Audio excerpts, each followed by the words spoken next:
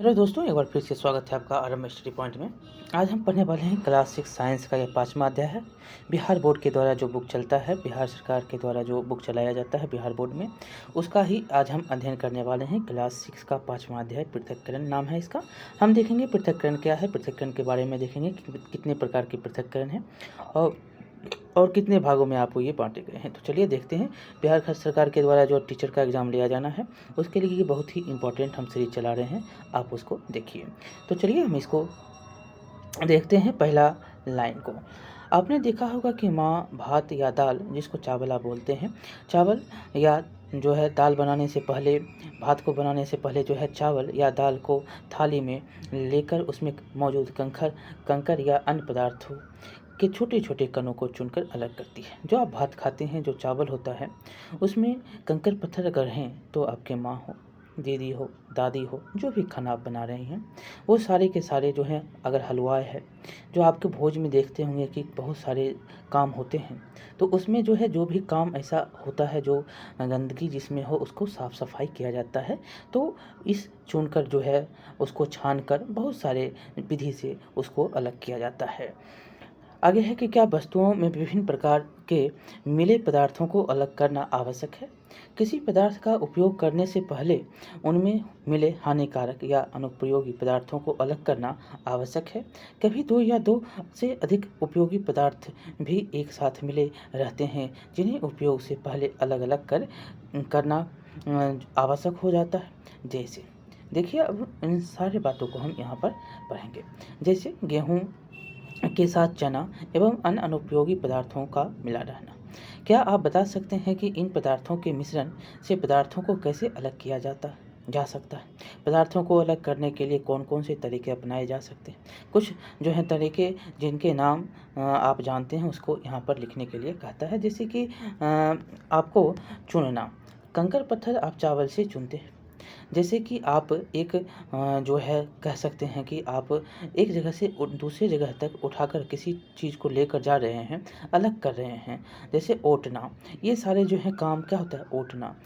मतलब आपने पढ़ा था कि फूल का जो है बीज ओट आ जाता है, तो एक दूसरे से अलग किया जाता है, हाथों से करते हैं। ये सारे जो है काम अलग अलग प्रकार से आप मशीनों के द्वारा भी काम होता है। देखिए, ठोस पदार्थों को ठोस पदार्थों से अलग करने के लिए चुनना, चालना, ओसाना विधियों का प्रयोग करते हैं। किससे? ठोस को ठोस से अलग कर रहे हैं तो चाल के, चुन के और ओसा के हम उसका प्रयोग करते हैं। इस प्रकार की जो है कुछ विधियां कृषि में फसल कटाई तथा अन्य के जो है प्राप्ति के बीच अपनाई जाती है। और क्या इनमें से जो है आप जो दिया गया है, आप परिचित होंगे, क्या इनसे आप परिचित हैं? तो आइए हम अब चर्चा करते हैं। जो कटाई में, जैसे कि दौनी, जिसको थ्रेसिंग कहते हैं, जिसको क्या कहते हैं, थ्रेसिंग। यहाँ से आपको क्वेश्चन जो है साइंस में पूछा जाता है। और यह जो है समाज के लिए भी जो सामाजिक सोशल साइंस जो है, उसमें भी आपसे ये सारे क्वेश्चन, जो कृषि के विकास में क्या क्या होता है, कृषि का विकास कैसे होता है, इन सारी बातों को यहाँ पर आपसे पूछे जाते हैं। ऐसे करके क्वेश्चन बनते हैं और क्वेश्चन जो है आपसे पूछा जाता है। देखेंगे यहाँ पर लिखा क्या है। लिखा गया है कि आपने धान तथा गेहूं की तैयार फसल कटाई के बाद बोझे के रूप में खलिहानों में सूखते हुए देखा होगा। इन सूखी फसल को की डंठलों से अनाज को अलग करने के लिए मशीनों से दौनी या थ्रेसिंग की जाती है। दौनी के कुछ पुराने तरीके भी प्रचलित हैं, जैसे फसल की डंठलों पर जो है बैलों को चलाना, अनाज अलग अलग करना, कुछ डंठलों की मुट्ठी या गट्ठी जो होता है उसको बनाकर सतह पर पटकना, या जो है डंडे की सहायता से उसको पीटना। ये देख सकते हैं थ्रेसिंग हो रहा है, ये देख सकते हैं बैलों से हो रहा है दौनी। और धान का जो है आप अनाज पीट कर निकालते हैं। ये अभी भी प्रचलन में है, लेकिन ज़्यादातर लोग मशीन का उपयोग करने लगे हैं। दूसरा देखिए, दूसरा है ओसाई। जब जो है पत्ते गेहूं में रह जाते हैं, जब कंकर पत्थर रह जाते हैं, तो एक स्थान से दूसरे स्थान, जब हवा में जो हवा की सहायता से वो एक स्थान से जो मोटा अनाज होगा वह नीचे आ जाएगा, जो हल्का होगा वो उड़ जाता है। ओसाई में देखेंगे तो ओसाई भारी पदार्थ के साथ मिले हल्के पदार्थ क्या होते हैं, हवा की सहायता से अलग करने की प्रक्रिया है। आपने खलिहानों में दौनी के उपरांत अनाज से भूसे को अलग करने के लिए हवा की दिशा का ध्यान जो है रखते हुए किसानों को ओसाई करते हुए देखा हुआ। जहाँ जिस तरफ से हवा बह रही है उस तरफ जो है ओसाई होता है। अगला है चालना एवं चुनना हाथ से। कैसे? तो इसी प्रकार जो है इसी प्रकार आप फसल में अन्न प्राप्त करने के लिए इन कम का जो है आप उपयोग कर सकते हैं। चालना एवं हाथ से चुनकर अलग करने की विधियों का उपयोग आप करते हैं। जैसे कि गेहूं एवं सरसों को चालकर अलग करते हुए आप देखे होंगे। गेहूं अथवा धान की दौनी एवं ओसाई के बाद यदि उसमें मिट्टी, कंकड़, पत्थर जो है भूसी यदि रह जाता है तो उसको चालन विधि से अलग कर लेते हैं। और यहाँ पर जैसे दिखाया गया है, जैसे कि चावल से जो है कंकड़ पत्थर चुनता हुआ जो है यहाँ पर चालने से जो है कंकड़ पत्थर निकलता हुआ आपको इस चित्र में देख सकते हैं। अगला है कुछ पदार्थों के ऐसे भी मिश्रण होते हैं जिनका पृथक्करण करना क्या है, सरलता से नहीं किया जाता है, नहीं हो पाता है। जैसे देखिए, बालों से नमक का अलग करना, ये जो है अलग नहीं हो सकता, ये पृथक्करण नहीं हो सकता।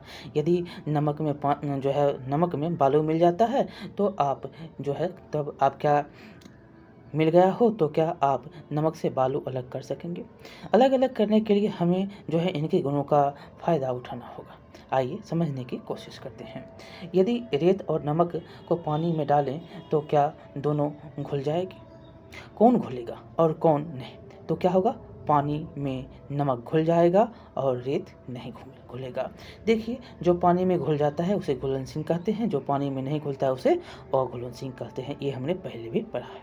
यहाँ पर पानी में नमक जो है घुलनशील है, बल्कि बालू अघुलनशील है। घुलनशील पदार्थ को अघुलनशील पदार्थ से छानकर अलग कर सकते हैं। उसमें पानी दे दीजिए और जो है इससे आपका नमक निकल जाएगा। फिर वाष्पन की विधि के द्वारा जो है आप नमक बना सकते हैं। पानी को जो है, जो आप नमक का पानी है उसको धूप में रख दीजिए, वाष्प हो जाएगा और फिर आपका नमक बनके तैयार है। ये क्रियाकलाप जो है यहाँ पर आप कर सकते हैं। देखिए, क्रियाकलाप एक है जिसमें कि एक गिलास आपको लेना है और जो है गिलास तालाब या नदी का जल लेंगे और इसे आधे घंटे के लिए छोड़ देंगे। जल को सावधानीपूर्वक अवलोकन आप करेंगे। क्या गिलास की तली में कुछ ठोस पदार्थ दिखाई देते हैं? जब आप नदी से और तालाब से कहीं से पानी लेते हैं तो ठोस पदार्थ जो होता है वो नीचे चला जाता है कुछ देर के बाद।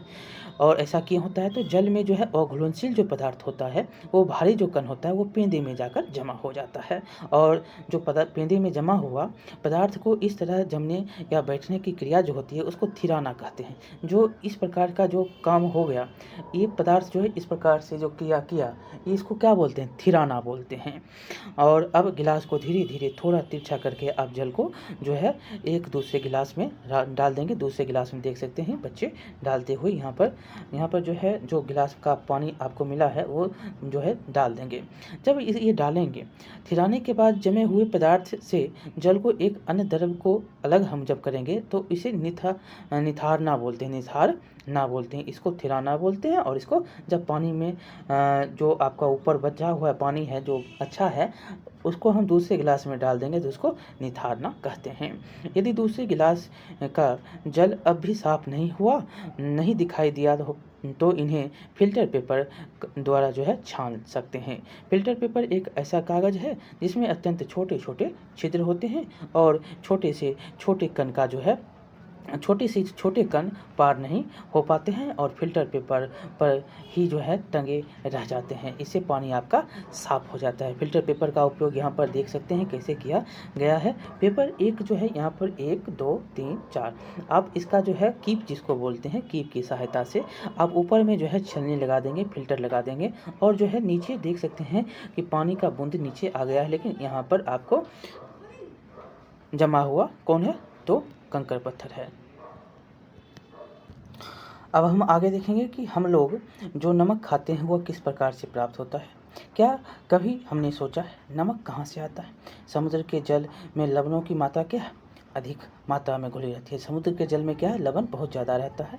इन्हीं लवणों में साधारण नमक पाया जाता है। समुद्र के जल में क्या पाया जाता है? साधारण नमक।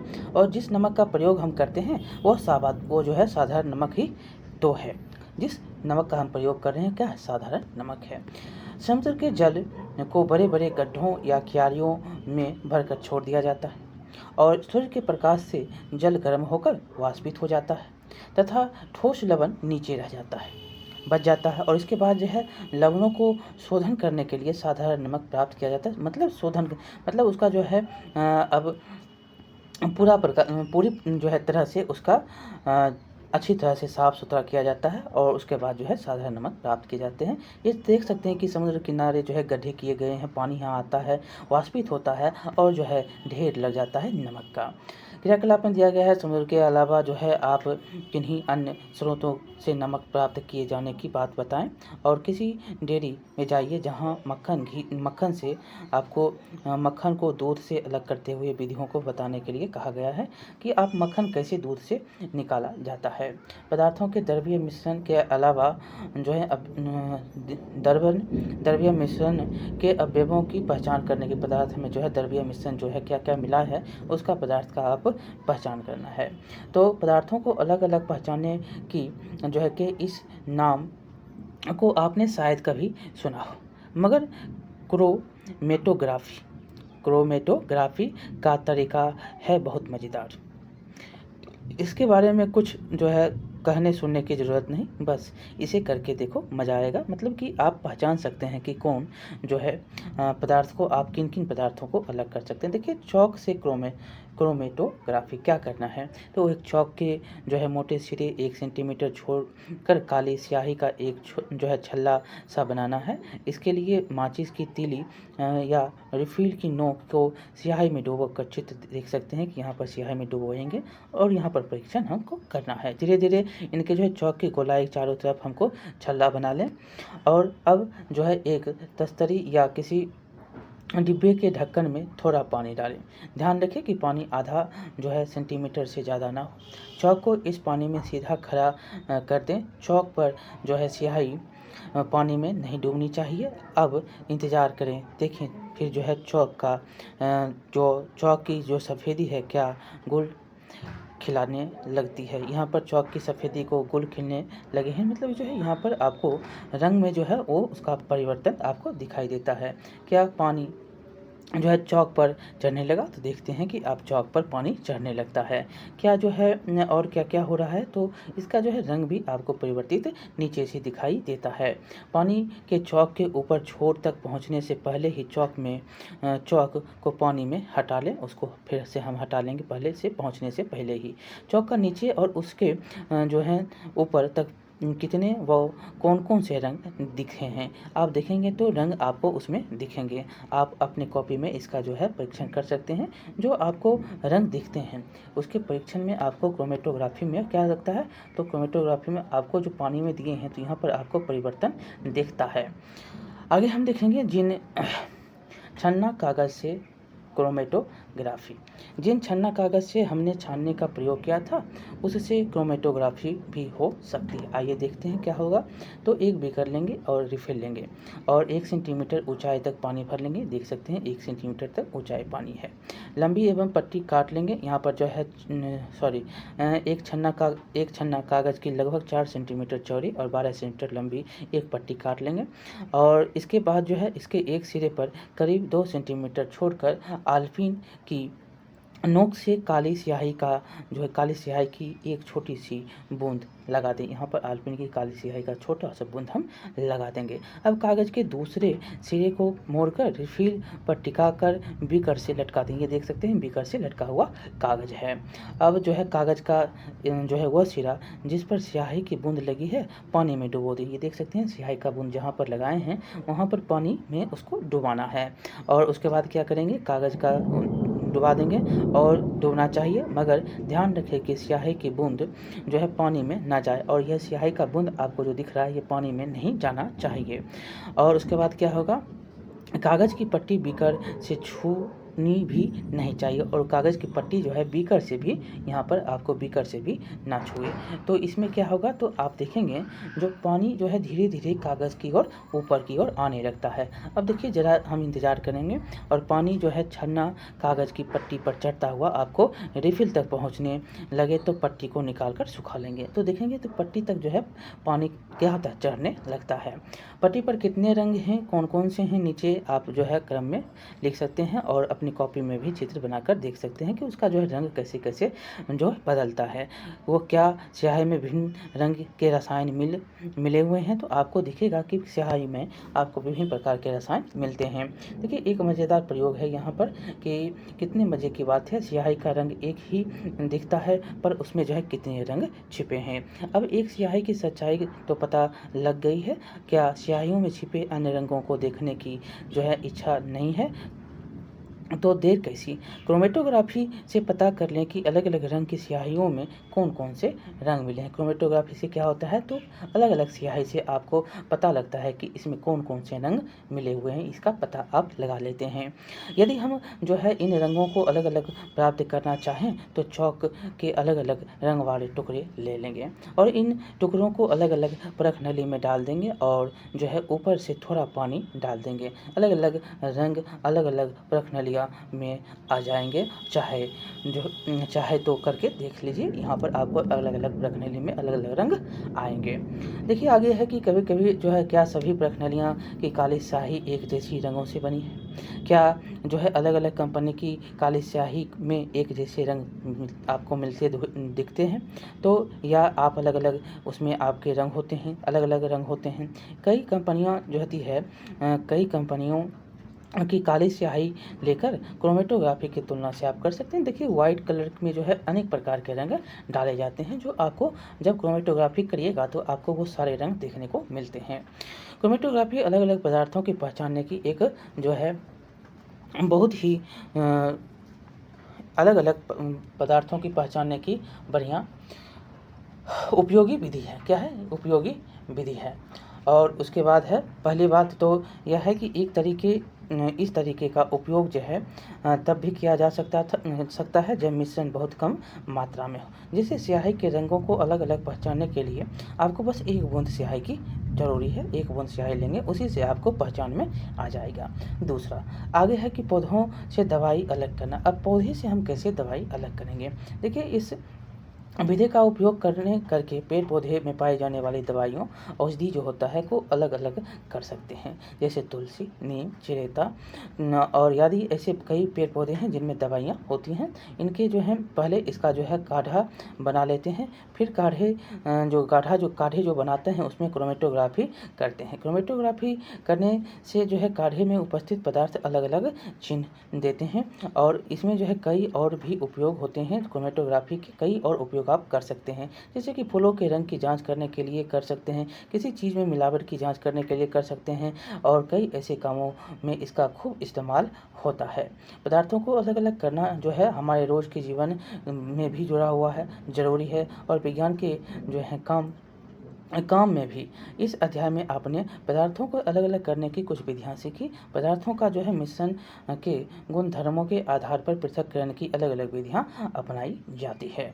इस प्रकार से आपका ये चैप्टर जो है समाप्त होता है। वाष्पन, छन्ना, थ्रेसिंग, पृथक्करण, क्रोमेटोग्राफी, यहाँ पर सारे जो है नए शब्द थे। हमने यहाँ पर क्या सीखा? तो चुनना, चालना, छानना, पदार्थों से पृथक जो है मिश्रण से पदार्थों को अलग करना, ये सारे जो विधि हमने सीखी। और अनाजों से भूसों को ओसाना विधि से अलग कर अनाज के दाने प्राप्त किए जाते हैं। यहाँ पर कुछ क्वेश्चन है, देखेंगे। वे पदार्थ जो पानी तथा अन्य तरल पदार्थों में घुल जाते हैं क्या कहलाते हैं? तो उसको क्या बोलते हैं? पानी और घुलनशील कहते हैं। जो अन्य पदार्थ में घुलते हैं घुलनशील कहलाते हैं। ठीक है, पदार्थों को अलग करने की क्रिया क्या कहलाती है? तो अलग करने की क्रिया वाष्पीकरण, छानना, चुनना, ये सारे कहलाती हैं। आगे देखेंगे तो जल में घुलनशील जल जो है एवं जल से भारी कण बर्तन में पेंदे में जमे हो जाते हैं, वो क्या कहलाता है? तो उसको थिराना कहते हैं। उसको थिराना कहते हैं। जब उसको हम एक दूसरे गिलास में रख देंगे उसको निथारना कहते हैं। और आगे क्वेश्चन है कि निथारे के बाद जमे हुए पदार्थ से जल या अन्य पदार्थ को अलग करने की क्रिया क्या कहलाती है? निथारना कहलाती है। अगला नंबर क्वेश्चन है, जब मिश्रण बहुत कम मात्रा में है तो इसे अलग करने की कौन सी विधि बेहतर होती है? तो क्रोमेटोग्राफी बेहतर होती है।